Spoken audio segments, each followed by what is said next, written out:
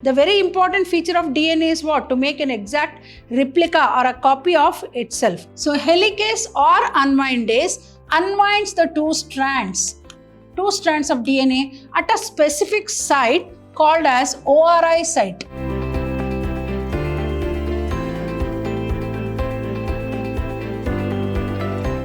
Hello dear students, welcome back to session 4 of this chapter called Molecular Basis of Inheritance. Myself, B. Shobharani from the Department of Biology, Vidyashram Pre-University College, Mysuru. I think all of you know that DNA is the material which is responsible for the transfer of characters from the parents to the offspring. So genes play a very great role in passing on the characters from generation to generation, from the parents to the offspring. So we have already studied in the last sessions about the two very important nucleic acids, that is DNA and RNA. We also studied about two very important experiments of Frederick Griffith and as well as Hershey-Chase experiment, where they proved that DNA is the genetic material that is responsible for the transformation, and the transforming principle was laid down by Frederick Griffith as well as Hershey-Chase. Now what are we going to study in today's session? Let us understand the properties of genetic material. Why genetic material is so very important for a human being? Genes play a great role in the life of an individual. So if at all the genes don't work properly, then definitely we are going to face some problems like the genetic disorders. So what are the very important properties of DNA then? First and foremost important property is that it should be able to generate its replica, make an exact copy of itself. As we know that DNA is never a single-stranded structure, it is always a double-stranded structure, and one of the parental strand has to go to the offspring, and the offspring's DNA the parental DNA, which is called as the template DNA, will make a replica of itself with the same pattern of the nitrogenous bases. So first and foremost property of the DNA is it should make its replica. As we know, the DNA replication takes place in the S phase of mitotic cell division. So it should be able to generate its replica, that is replication. What is replication? Make an exact copy of itself. Next, it should chemically and structurally be stable. Very, very important. What will happen if the DNA is not stable? And as I said, if it is not stable, it is going to cause problems, may it be like the genetic disorders. So always chemically, as we know, DNA is made up of what? Three very important chemical components, namely the sugar in DNA, the type of sugar is deoxyribose sugar, 4 nitrogenous bases, that is adenine, guanine, cytosine and thymine, and phosphoric acid. So chemically, what is the chemical composition of DNA? Deoxyribose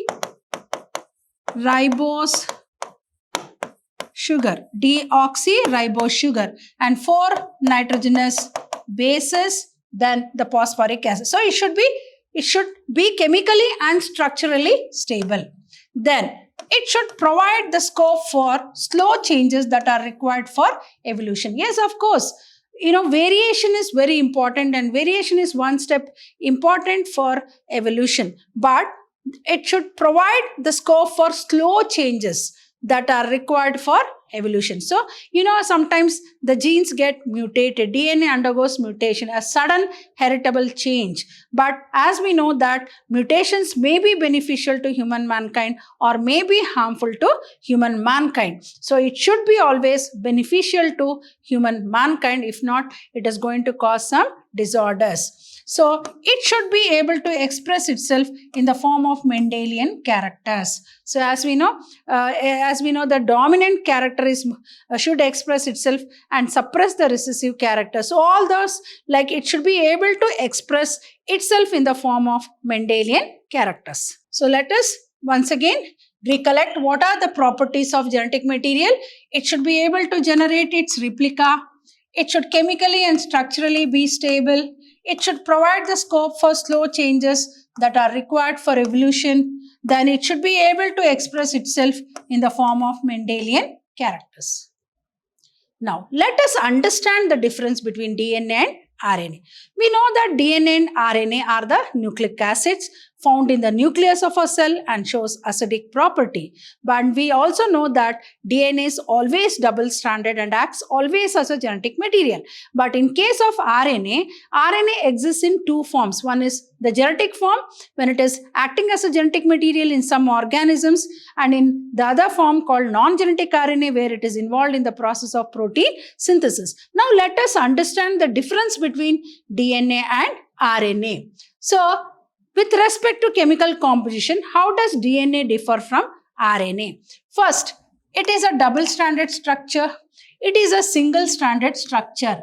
But usually it is single-stranded structure when it is involved in the process of protein synthesis. But when it is involved as a genetic material, it will be double-stranded. As I said, the RNA exists in two forms, both genetic as well as non-genetic form. So it is a double-stranded. DNA is a double-stranded.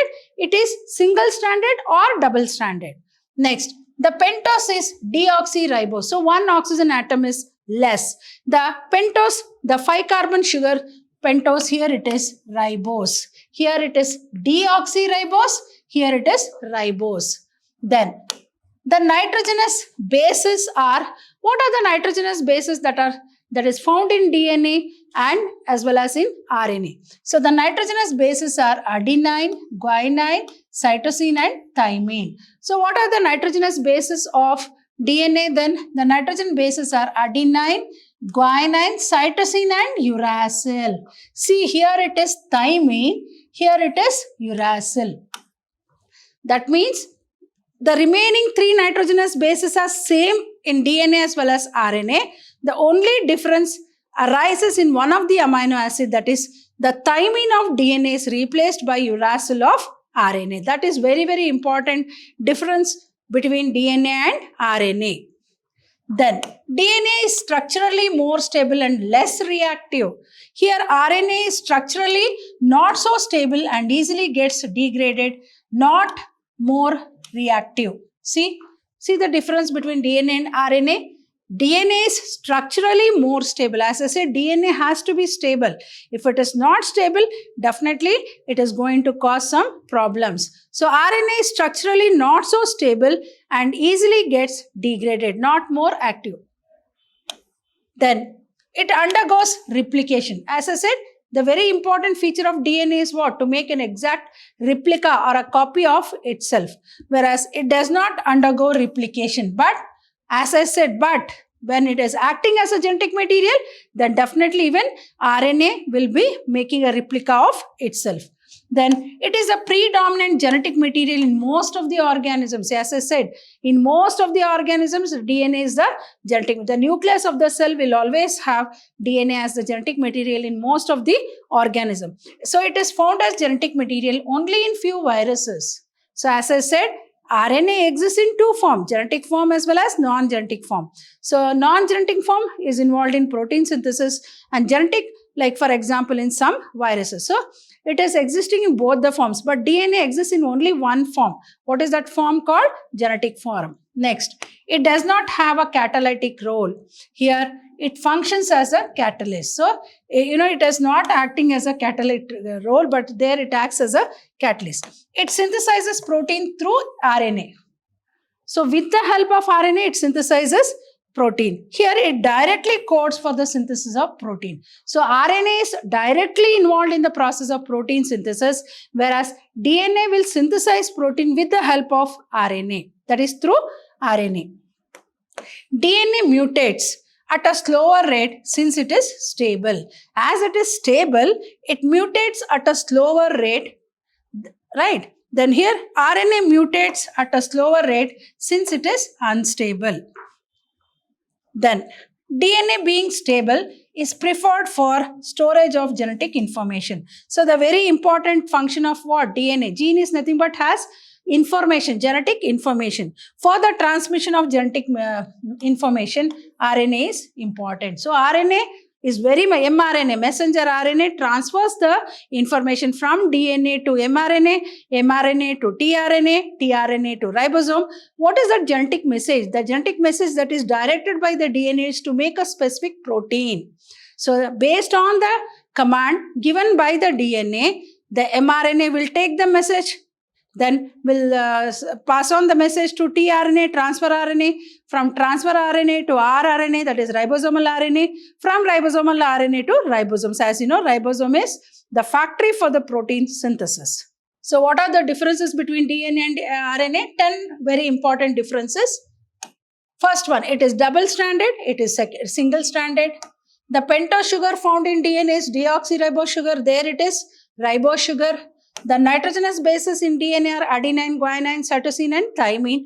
The nitrogen bases there in RNA is adenine, guanine, cytosine and uracil. DNA is structurally more stable and less reactive. RNA is structurally not stable and easily gets degraded. Then it undergoes replication. It does not undergo replication. Only when it is acting as a genetic material, it undergoes replication. But here, most of the time, it undergoes replication, as it is, its only role is to act as a genetic material. It is the predominant genetic material in most of the organisms. DNA is the genetic material. Here, it is found as genetic material only in few viruses. It does not have a catalytic route. It acts as a catalyst. It synthesizes protein through RNA. But there, directly it synthesizes protein. Then DNA mutates at a slower rate since it is more stable. There, since it is stable. Here, RNA mutates at a slower rate since it is unstable. Then, DNA being stable is preferred for storage of genetic information. For the transmission of genetic information, RNA is better. So, the differences is very important from examination point of view, where usually they'll ask the differences between DNA and RNA. So, Watson and Crick. Watson and Crick. These two were the scientists who proposed a double helical model for a DNA structure. So they were of the opinion that the first genetic material. So what was the opinion? RNA was the first material. So now there is enough evidence to suggest that DNA has evolved from RNA. And not only that, there is some chemical modifications taking place in DNA, which has made DNA more stable. Right? Then, as I said, DNA replication means what? DNA means what? Replication means what? Making an exact copy of itself from the parent DNA. And when will the DNA replication takes place? It takes place in the S phase of cell cycle. So, the semi-conservative model of DNA replication was proposed by the Watson and Crick scientists. Now, enzyme machinery. Here, we should understand that it is like, the two the polynucleotide strands are wound around each other. But in case of DNA replication, it unwinds, right? So that unwinding of the two helical polynucleotide strands is done by an enzyme called helicase or unwindase. So here, this enzyme, see here, if it is like this, it is in a twisted form. So it will start unwinding like this. So this is called unwinding. This is called unwinding. And this unwinding of the DNA helical structure is done by an enzyme called helicase or unwindase. So helicase or unwindase unwinds the two strands of DNA at a specific site called as ORI site. So ORI site it is called. So first very important mechanism in DNA replication is what?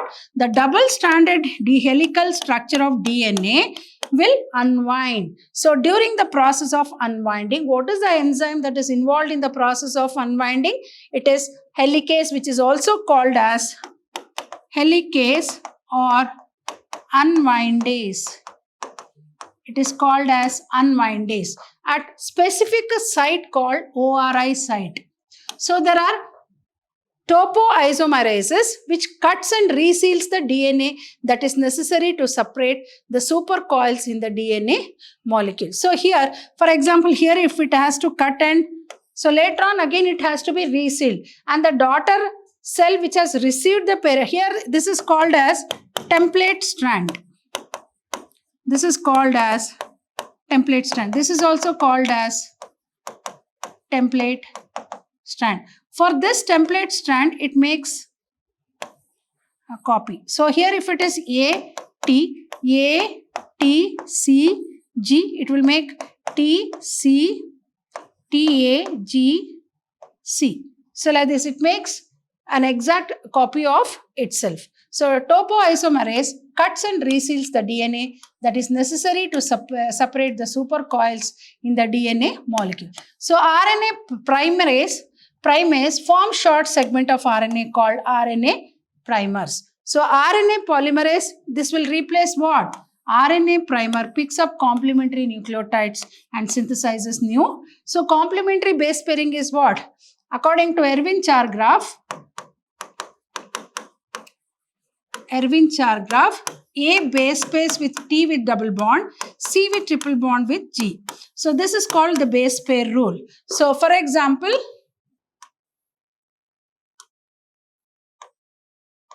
here if it is A, it will be T, C, G, G, C, T, A. So it will go for in search of complementary base pairing. This is called complementary base pairing.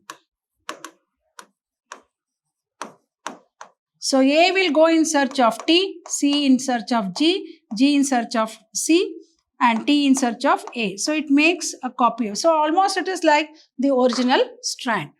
So DNA ligase, it is called ligase, joins the fragments. So ligase is like a molecular stitcher. So it joins the fragments of DNA called Okazaki fragments. So helicase or unwindase unwinds the two strands of DNA at a specific site called ORI site. Topoisomerase cuts and reseals the DNA that is necessary to separate the supercoils. You know the DNA is always in a coil form. Then RNA primase forms short segment of RNA called RNA primers. Then DNA polymerase replaces RNA primer, picks up the complementary nucleotides and synthesizes new DNA. Next, the DNA ligase joins the fragments which are of DNA called as Okazaki fragment. So you'll understand better about this enzyme machinery or DNA replication with this beautiful diagram. Here you can see, here it is winded. Here, as I said, topoisomerase. This is the parental strand. Parental strand is also called as what? Template. It is called as template strand. See, this is template strand also is called as the leading strand. This is also called as the leading strand. So here you can see the leading strand, and for that the lagging strand, the new strand is formed. Here you can see the primase, helicase, and you can see the Okazaki fragments, RNA primer, DNA, then the original DNA. So the enzyme helicase unwinds the two strands of DNA at a specific site called ORI site. Unwinding of DNA, so it is like making of Y-shaped structure. It is like Y, right? So unwinding of DNA forms Y-shaped structure called replication fork, and or you can also call it as replication I.